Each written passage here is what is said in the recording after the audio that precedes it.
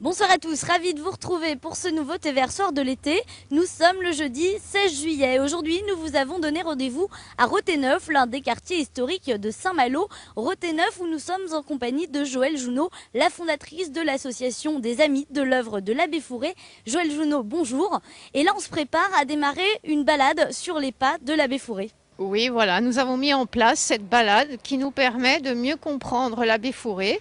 Et donc, pendant 2 heures, nous vous proposons de découvrir Roténeuf. Alors ici, justement, nous sommes à côté du puits où il y a déjà des œuvres de l'abbé Fourré, donc avec l'église de Roténeuf juste derrière nous. Complètement, c'est un avant-goût et du patrimoine et d'un avant-goût des sculptures que nous allons découvrir autour de notre balade. On voit bien l'un des visages là comme ça à l'image, qu'est-ce qu'il représente?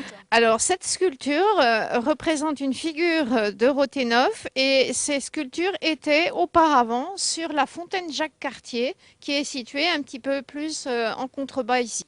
Alors on va partir justement découvrir un petit peu plus l'œuvre des rochers sculptés qui est donc une œuvre de l'abbé Fourré. On va vous retrouver sur place Joëlle Jounot, mais avant cela je vous propose tout de suite de suivre l'actualité du jour préparée par évidemment toute la rédaction.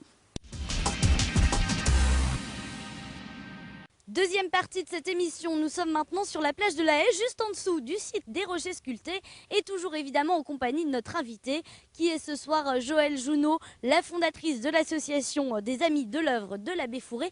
Et Joëlle Jounot, le moins que l'on puisse dire, c'est quand même que c'est une visite très originale. Alors, une visite très originale et je rajouterais aussi insolite parce que nous sommes là en bas des sculptures de l'abbé Fourré et comme vous pouvez le voir derrière nous, c'est un spectacle majestueux qui s'offre à nous. Justement, qu'est-ce qu'on peut voir exactement derrière nous? Alors, derrière nous, vous avez l'œuvre principale que l'abbé Fourré a sculptée qui s'appelle le tombeau de Saint-Médoc.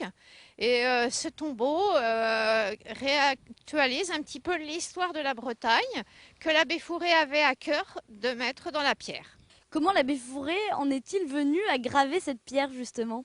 Est-il venu à graver cette pierre justement?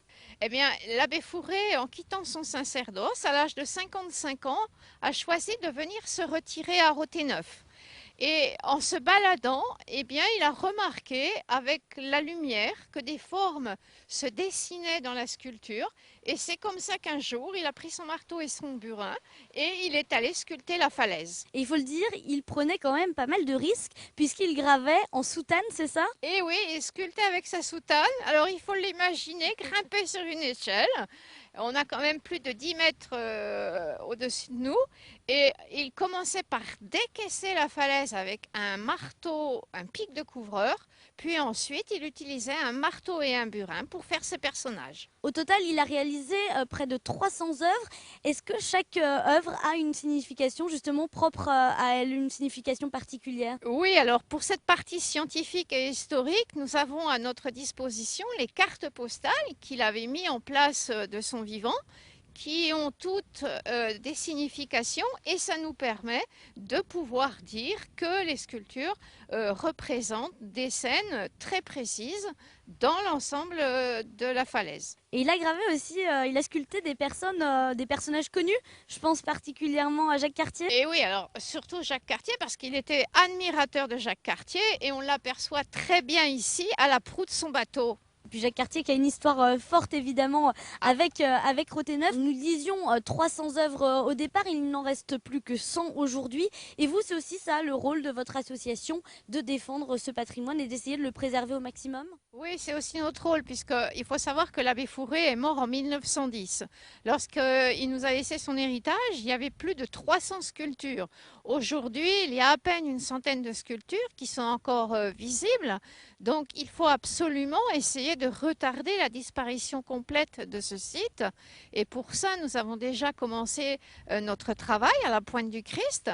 Et il est important de pouvoir continuer à assurer la protection de l'ensemble des œuvres de l'abbé. Comment ça se passe, Joël, si on a envie de profiter de cette visite avec vous? Alors, pendant la saison estivale, nous proposons 2 visites, le mardi matin à 9h30, puis le jeudi à 15h, et le départ est à la maison de quartier de Roténeuf. Une visite qui dure pendant donc 2 heures pour un prix de 5 euros avec les explications évidemment qui vont avec les membres de votre association. Merci beaucoup Joël Jounot d'avoir été notre invité et de nous avoir fait découvrir cette belle partie de notre patrimoine et de notre territoire sur la Côte d'Emeraude.